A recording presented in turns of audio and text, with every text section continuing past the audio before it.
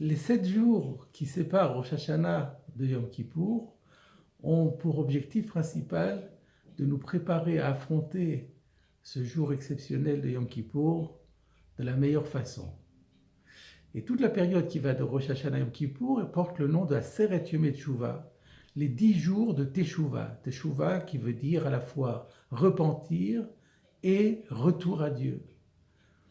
Et le Shabbat, qui fait partie de ces 7 jours et qui précède Yom Kippour, porte le nom de l'Haftara, Shabbat Shuvah, parce que lui aussi est placé sous le signe de la Teshuvah. Et pourquoi toute cette période est-elle appelée Teshuvah? Parce que la grande affaire de Yom Kippour, c'est la Teshuvah, c'est le repentir et le retour à Dieu. La grande affaire de Yom Kippour, pour quelle raison? Parce que tout d'abord, comme le dit un grand maître espagnol du Moyen-Âge, Rabbi Yonah de Gérone, dans le livre qu'il a écrit sur le thème de la Teshuvah, Sha'arei Teshuvah, dans le deuxième portique, c'est un commandement positif de la Torah de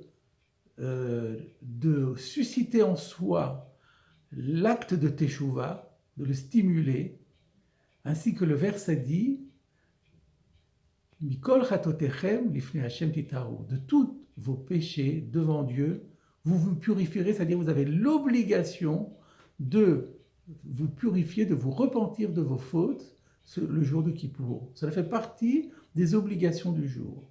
Mais au-delà de cela, cette Teshuvah est aussi la condition sine qua non pour bénéficier de ce cadeau incroyable qui nous est offert le jour de Kippour et qui est constitué par le pardon de Dieu, la rémission, l'absolution de nos fautes, qui est une opportunité unique dans l'année. Voilà les 2 raisons pour lesquelles il est indispensable d'accomplir le jour de Kippour la plus belle des Teshuvot, la Teshuvah la plus accomplie. Mais il y a une 3e dimension, beaucoup moins connue, de cette nécessité de la Teshuvah, le jour de Kippour, et ce que je voudrais développer parce qu'il permet de vous présenter le jour de Kippour sous un jour nouveau. Il se trouve que la dernière Mishnah du traité Ta'anit désigne Yom Kippour par l'appellation étonnante de Yom Matan Torah, le jour du don de la Torah. La Torah a été donnée à Shavuot. Quel rapport avec Yom Kippour? Rashi explique, c'est à Yom Kippour que les dernières tables ont été données à Israël. Rappelons en effet les faits.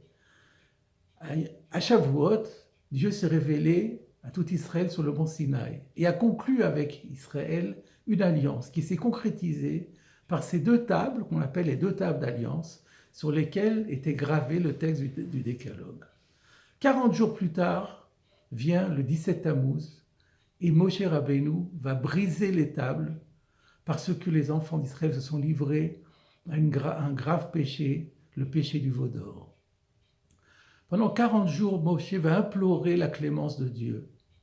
Le premier Elul, Dieu va le rappeler et va lui dire de remonter sur la montagne du Sinaï. Pendant 40 jours, Moshe Rabbeinu va rester tout seul avec Hachem sur le mont Sinaï. Et 40 jours plus tard, c'est le 10 Tishri, c'est le jour de Yom Kippour. Dieu va remettre à Moshe Rabbeinu les nouvelles tables qui vont être gravées également par la main divine, alors qu'elles avaient été sculptées cette fois-ci par Moshe Rabbeinu. Et c'était le signe du pardon total, ou presque total, dirons-nous, accordé par Dieu grâce à l'effort collectif de Teshuvah opéré durant toute cette période par la communauté d'Israël. Il se trouve que ces tables-là ne seront jamais brisées. Et de cette façon, c'est peut-être le signe, et c'est pour la raison pour laquelle le Midrash nous dit que les dernières louchot, les dernières tables, ont plus de valeur que les premières. Pour quelle raison? Certains maîtres expliquent parce que les premières tables avaient été données à Israël en l'absence de faute.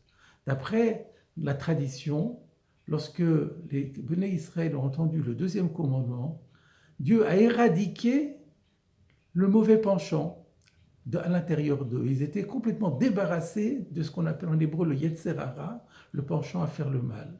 Ils se sont retrouvés au même degré qu'était Adam Arishon, le premier homme, lors de sa création, avant d'avoir fauté. Et puis, lorsqu'ensuite est survenue, donc cette alliance qui avait été faite avec Israël était faite avec un peuple qui n'avait pas de Yetzer Hara. Mais lorsque les tables ont été brisées à la suite du péché du veau d'or, là, tout est revenu comme avant.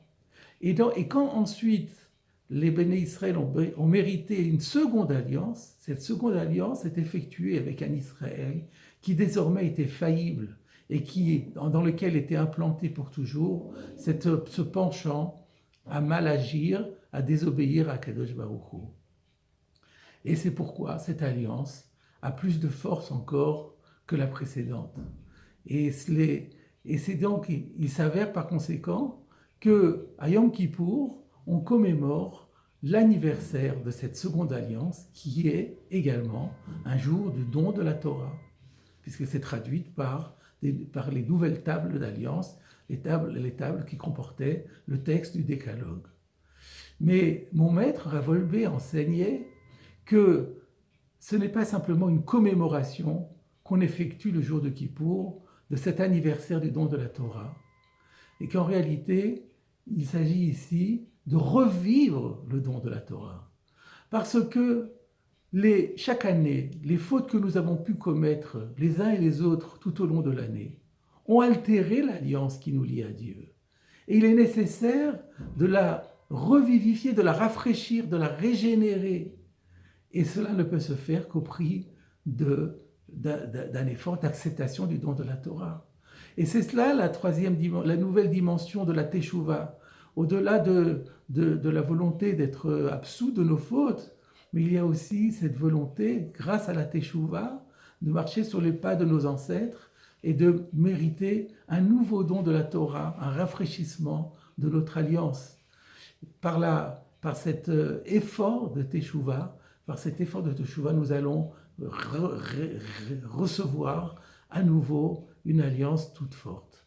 Et c'est pour cette raison, mes chers amis, que je ne saurais trop vous conseiller tout au long de cette journée de Kippour, où nous prenons les résolutions de corriger nos errements, nos éventuelles fautes de comportement dans notre style de vie et tout ce qui est une incartade par rapport aux lois de la Torah.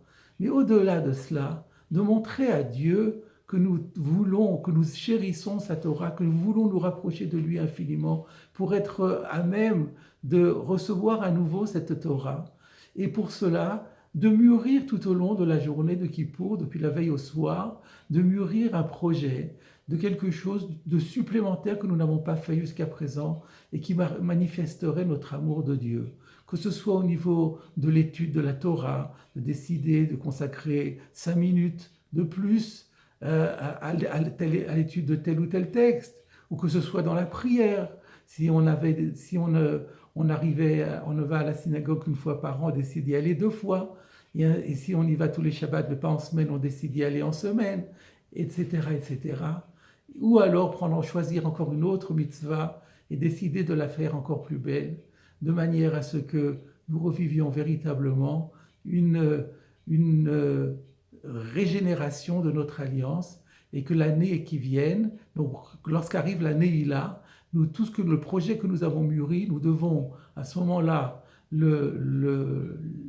l'accepter de façon définitive et déterminée en décidant que pendant toute l'année, nous nous y tiendrons, et alors nous pourrons escompter qu'Akadosh Baruch Hu écoutera nos prières et fera de cette année pour nous tous une année de santé tout d'abord, une année de réussite, de paix et de bonheur. Amen.